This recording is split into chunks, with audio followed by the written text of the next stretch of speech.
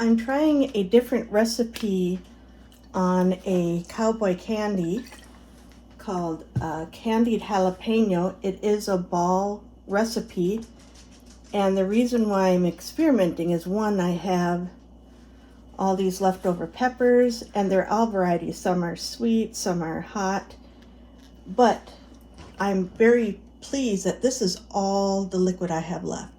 That's pretty good, because normally I am stuck with a gazillion amount of liquid, and I'm trying to get away from having so much excess liquid, though it is wonderful if you're going to cook a roast or add it to a barbecue sauce. But for shelf stability, I wanted something with a little less waste when I'm not in the mood for having a huge amount of sauce left over. So on the ball site, this is the recipe I used, and I got a solid 4 full pints. So I'm going to put the lids on these. I've got my steamer canner heating up and get this process.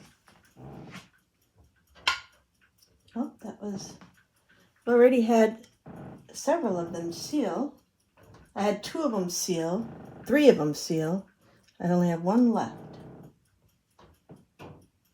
And I believe it will, because it's got quite the dimple on there. So that is my 4 jars. And this is all that was left of the juice. Love it. And I know this is going to seal. It's got a predominant dimple in there. And this, some people call it carnival candy, another variation of cowboy candy. I just call it candied peppers.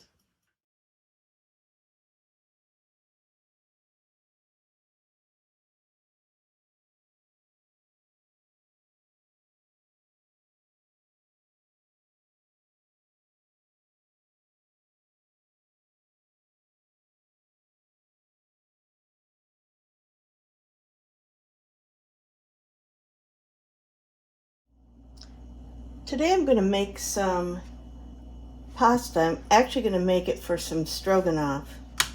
So I want to measure out some of my ingredients. I'm going to just use an egg pasta recipe, and I'm using Einkorn flour. I'm going to go with 270 in grams. There are measurements for this, but that's 270 right on the dot. Woohoo!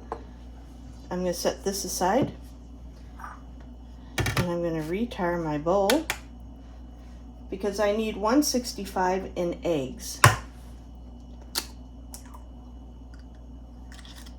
And I'm not sure how many eggs that will come up to. I've seen some people use it where they use the yolk or just the egg white. I like the whole egg, and if I had to choose, and that's over a little bit, so I'm going to try and remove some egg white because I'd rather have the yolk. Whoops, that didn't get anything.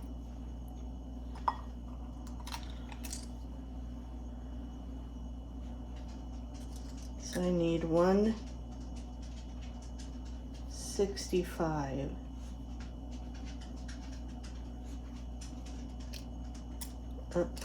Oh, there we go. So with the stroganoff, I'm going to be making a bison stroganoff. I'm going to be using, very simple, some onion, some garlic. I've got some dehydrated mushrooms that I'll be rehydrating for that. And now, some people don't like to use their hands. I love to use my hands. And I would do this directly on the counter, but I'm doing it in this bowl to get it started. And I just want to incorporate the flour into the eggs. And then I'm going to knead it a little bit, rest it, and then come back and roll it out into the pasta shapes that I want. I really want to mix the center egg part a little better.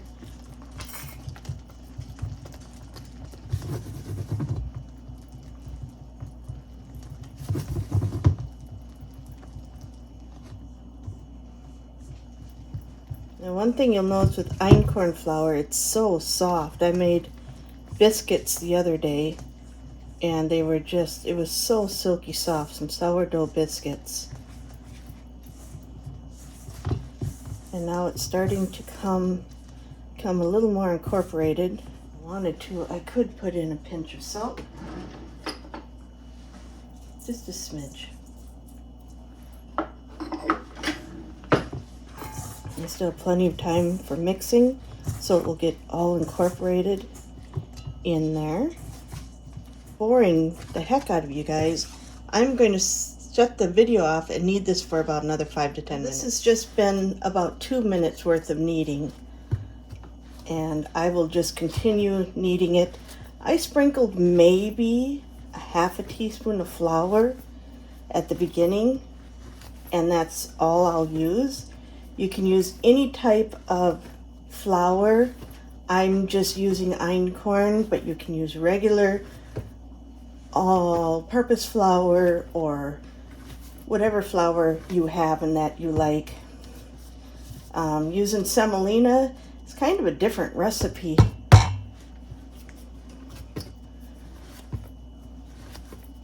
But this is just an egg pasta that I'm doing to go with stroganoff tonight for my family. You can see it's not sticky anymore. It's getting this very nice, beautiful texture to it. And I may let it rest a little bit. Give it a few more goes. I'm going to hit stop so I don't bore you. I'm going to rest this now for 30 minutes. It's a nice ball, and I'll flatten it out and then I'll get to rolling it in about 30 minutes. I've had this sitting for about 30 minutes. And I'm going to start rolling it out, but I'm going to cut it into probably 4 chunks to make it easier unrolling it.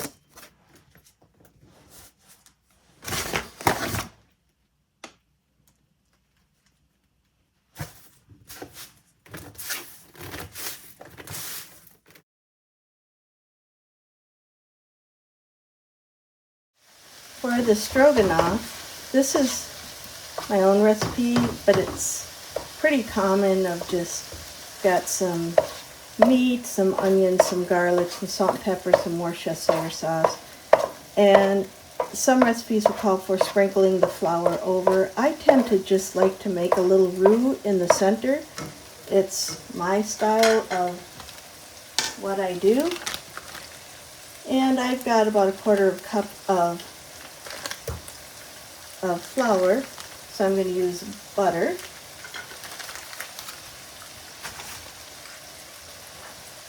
And just get this melted in the center. And also stroganoff will call for a beef broth. I don't have beef broth. I do have bison broth, but I also make my own, and I've got some chicken broth, so I'm going to use the chicken broth.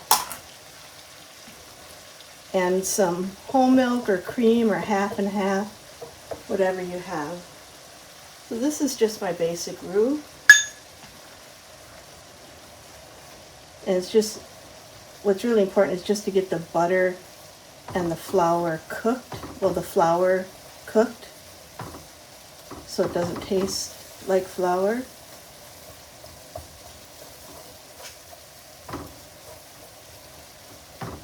And I could have added a smidge more butter because I think got too much flour, but that's okay because I've got a lot of other wet products going in.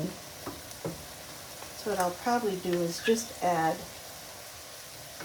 just a smidge of the chicken broth to give a little moisture in here. And then what I'm going to do is I'm going to add my chicken broth. When I get that adequate, I'm going to add in some milk. I'm going to cook that for about 5 minutes, take it off the heat, and stir in a 1/4 cup of sour cream, which I have measured right here. And the homemade noodles that I made, the pot is just starting to get some bubbles on it. I'm going to add in some of this and save a little because I don't want to get it too runny. And I also saved, in case I needed more liquid, I've got my mushroom water from the reconstituted mushrooms that I had added in there. So I'm going to bring this up to a boil. I'm going to add some cream and get my noodles cooked, and then probably show you what it looks like served up. The broth is just coming to a simmer. I've got some milk measured out here to add. And one thing I wanted to show you quick was the noodles that I made earlier. I shake them in a sifter just to shake off any extra flour, which I've already done. And I pre-tested, I cooked about, oh my gosh, maybe about this much. And it cooked in about 3 minutes and was absolutely tasty. So I know they're good to go. Served up fresh Einkorn egg noodles with a little fresh milled bread and the bison Stroganoff with a tiny dollop of sour cream on top. My husband doesn't like a lot, so he got a tiny bit.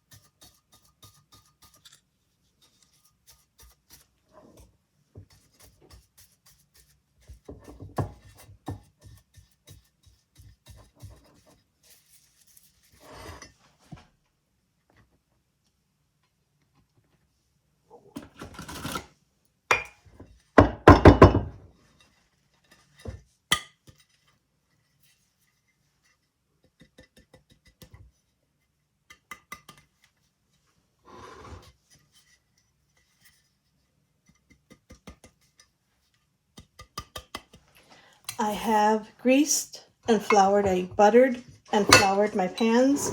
I'm going to make some brown sugar because I'm too lazy to pull it out.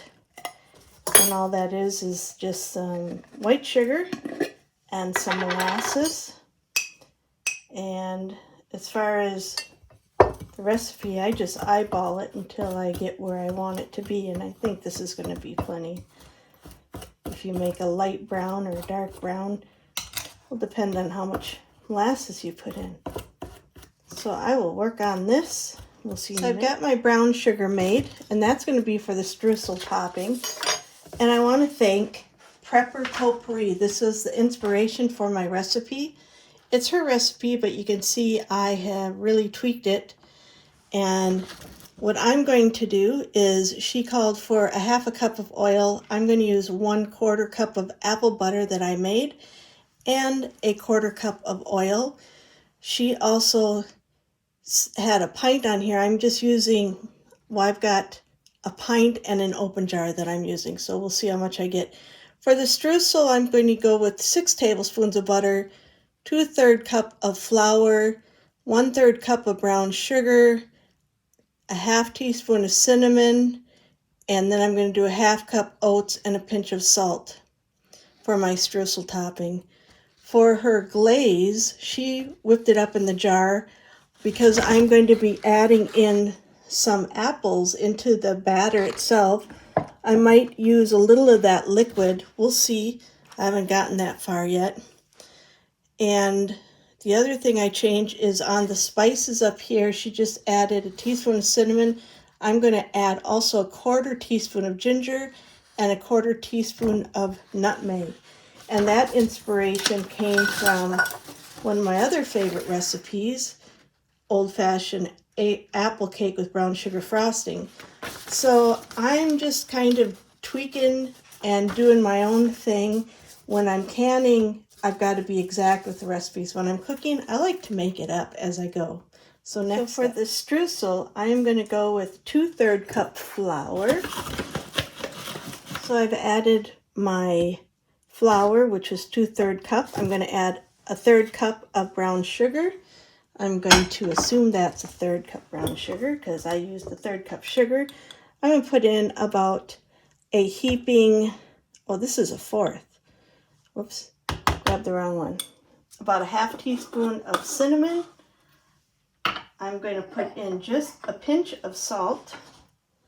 It doesn't even need that, but I'm going to.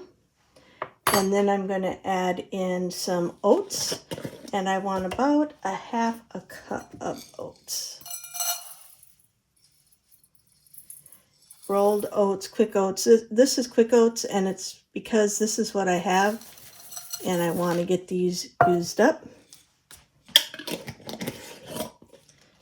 I'm not adding in white sugar, and then I'm going to mix this up, and I'm going to add in the butter and get that all crumbly.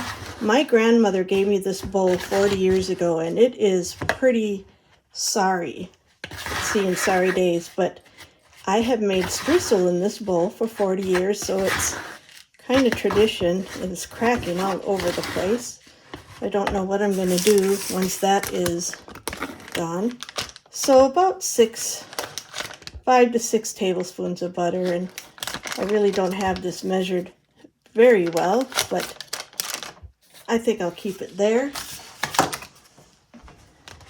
And on Prepper Potpourri, she used refrigerated ice frozen butter. Mine is fairly cold. It snowed today. It's cold here.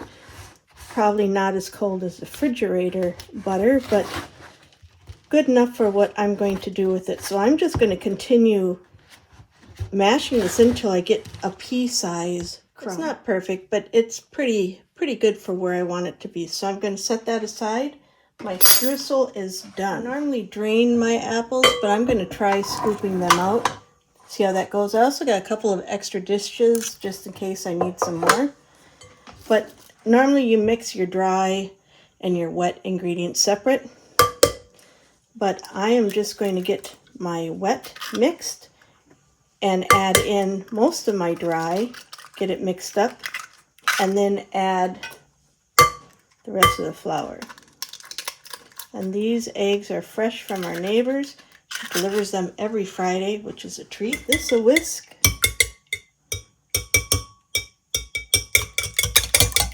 The canola oil I have is a little old and I don't like the smell of it.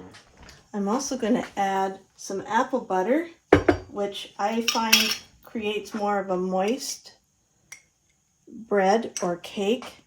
And I want a 1/4 cup of that in here. So it's okay if I get a little more because I'm just cooking and it doesn't have to be exactly precise. So I've got my oil, and you can use canola oil, sunflower oil, vegetable oil, olive oil, butter, lard, whichever fat you want to add. This is just my fat of choice. Give that a whirl. Add 2 cups of oil. So it says to add 2 cups sugar. So there's 1 and there's 2. Give this a whirl.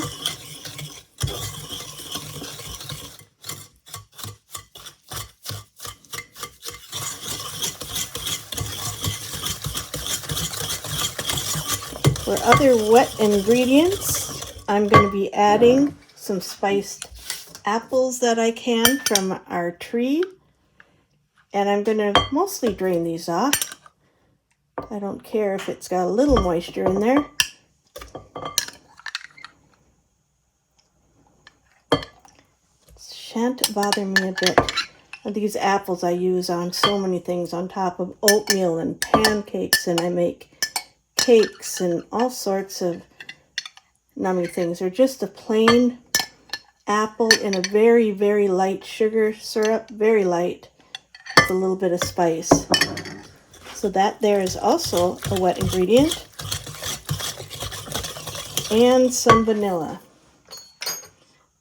I make my own vanilla, and I need to jar it up. And so it calls for a teaspoon. I just let it run over because I can. And this here has been aged, I think this one was aged 3 years, and it's very smooth. So I've got my wet ingredients. Spices call for a teaspoon of cinnamon,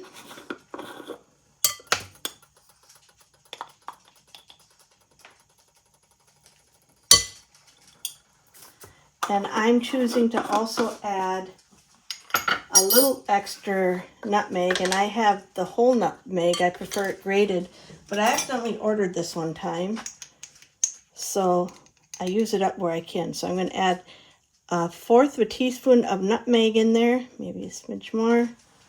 It smells really good. Not quite as strong as fresh grated. And I'm also going to add a 1/4 of a teaspoon of some ginger for a little extra spice. Get this whipped up. A teaspoon of salt. I'm using a pink Himalayan salt, so I'm put in a teaspoon of salt. Also calls for a teaspoon of baking soda.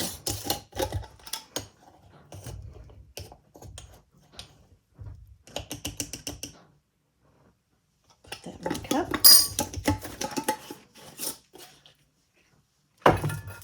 And I've used this thing I also got from my grandmother many, many years ago. And I've got an old recipe, and very old rhubarb recipe where my aunt dissolves the baking soda in milk. But I put it through there and I mix it up right away. So I'm down to just the flour, which is 3 cups. And I like to fluff up my flour before I add it. This flour was frozen for 3 months. Still, I'm always careful to look for any hitchhikers. There's one. Add my final cup of flour.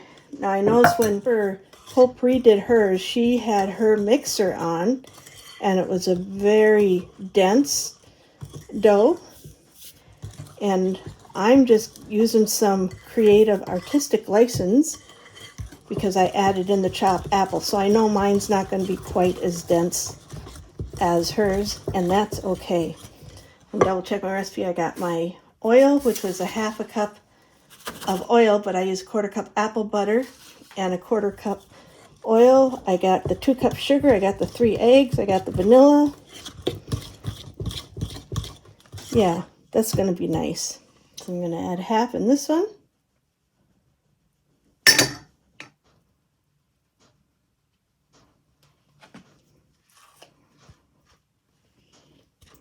And I think I'm going to stick with just these 2 bowls instead of adding another one. Now, if it doesn't cook right, or if it's getting burnt before it's cooked all the way, I'll know next time I need to keep the loaves much smaller.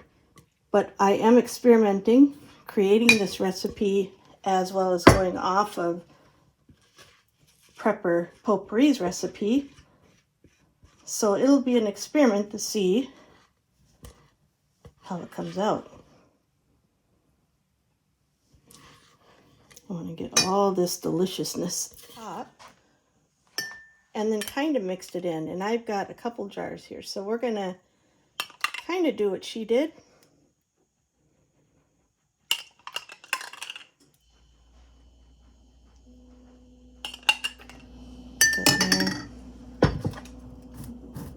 don't know where my can opener went. There we go. It smells good. Add just a little bit more. This one's kind of thick.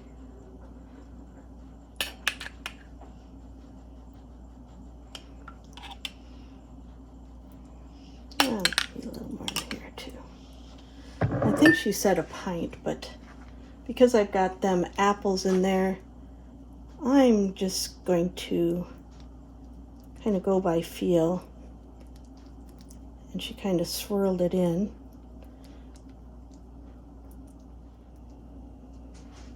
Okay, and then I've got this beautiful streusel to put on top. And I always make lots of streusel because it's just like the best part of a dessert.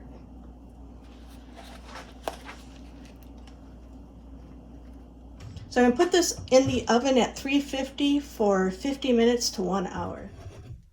These cooked for an hour and about 7 minutes, and I sort of sunk this one because I tested it too soon. And they did get a little browner, I think, because I went a little longer. But they look pretty good. The only thing I'm going to be worried about is how to get them out of here. Oh, they're pretty good. I can feel that they're not really sticking, so I'll let these cool down quite a bit before I even attempt. I'm afraid I'll separate the bottom, but I've got a technique that I do. Try and lift some of the bottom, and then once it's cooled down, then I'm going to make the glaze for it. And we'll get that glaze and it'll be a nice Halloween treat for my family. I got one out and it turned out really good. And what I did with this is I loosened it. Well, it's still stuck on this one side. Feels loose on the other, so we'll see. We'll give her a try. Yep, came out. There we go. So this streusel tastes really good, and they're cooked. So we'll give that a try later. The last little bit of this is the leftover juice from the apple pie filling jam. I put in a little butter in the bowl because that's how I roll. Put in a little bit of this maple, or vanilla, I'm sorry. I do have maple. I thought about using maple.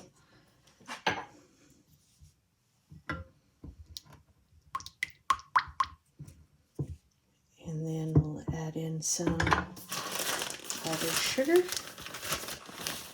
because this cake doesn't have enough sugar in it. A new thing of milk here, so I've got to raise it because it'll spill just a little bit. See where we're at for creamability here. If you really want silky frosting, you would sift your powdered sugar. But I got streusel on, so it'll hide the lumps, which is okay with me. A little more milk.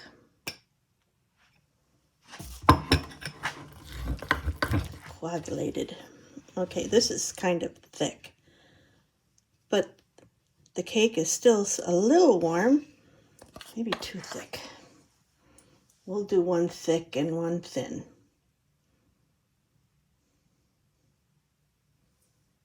Oh, that's better.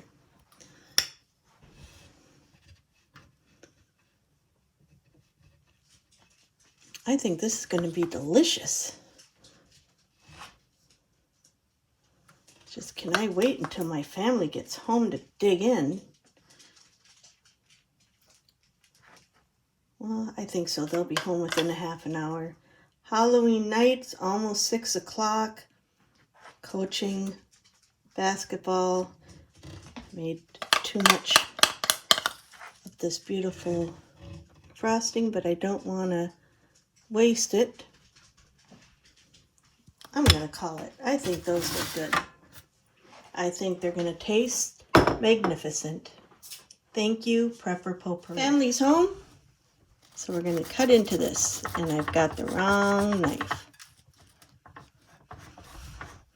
It's still warm, so I don't want to take it off this cooling rack. First piece. Oh, look at that. Chopped apples. There is some caramel apples mixed in there. Should really switch knives. This cooked up really well. Oh, there's some more apple chunks in there. That looks nice. Got some big pieces for my family. Ooh, the center's still quite warm. Look at that piece. See all the caramel apple jam? There that looks like mine. That is yours. Okay, Dave. It's really good. Nice and sweet, but not too sweet. I like a little bit of crunch with the topping.